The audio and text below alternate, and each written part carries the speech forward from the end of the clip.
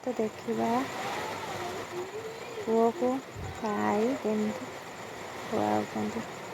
ସେ ଦୁଷ୍ଟ ହେଉଥିଲା, ଆଈ ଘରେ ଥିଲା। ତାକୁ ଫଳରେ ବସେଇକି ଗେଲ କରିକି ଖୁଆଉଛନ୍ତି। ମୁଁ ତ ସମ୍ଭାଳି ପାରୁନଥିଲି, ମା ତ ତାକୁ ସମ୍ଭାଳୁଥିଲେ ଆଉ। ମା ପାଖରେ ସେ ଭଲସେ ଖାଇଦିଏ, ମୋ ପାଖରେ ବହୁତ ଦୁଷ୍ଟ ହୁଏ। ଆଈ ପାଖରେ କେମିତି ବସିଛି ଦେଖୁନ। ମୋ ପାଖକୁ ଆସିଲେ ଦୁଷ୍ଟାମି କରିବ, ମାଡ଼ ବି ଖାଏ। ଯେମିତି ଦୁଷ୍ଟାମି କରେ ସେମିତି ମାଡ଼ ବି ଖାଏ। ଆଈ ପାଖରେ ଦୁଷ୍ଟାମି କରେ ନା। ଦେଖନ୍ତୁ ଭଲସେ ସୁନା ଛୁଆ ଭଳିଆ ବସି ଖାଇଦେଉଛି। କିଛି ବି ଦୁଷ୍ଟାମି ନାହିଁ। ମୋ ପାଖରେ ନଟଙ୍ଗୀ ଚଲେଇବ। ତା ଆଈ ତାକୁ ଚିଙ୍ଗୁଡ଼ି ତରକାରୀ କହୁଛନ୍ତି।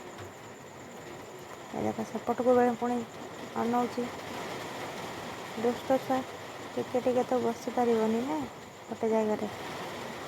ଟିକେ ପାଣି ପିଇବ, ତାକୁ ଶୋଷ ଲାଗିଲା।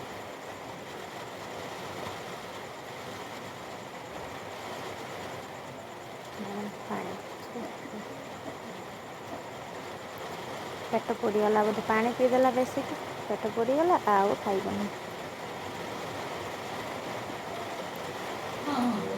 ଖିଆ ସରିଲା, ପୁଣି ସଞ୍ଜ ହେଲା।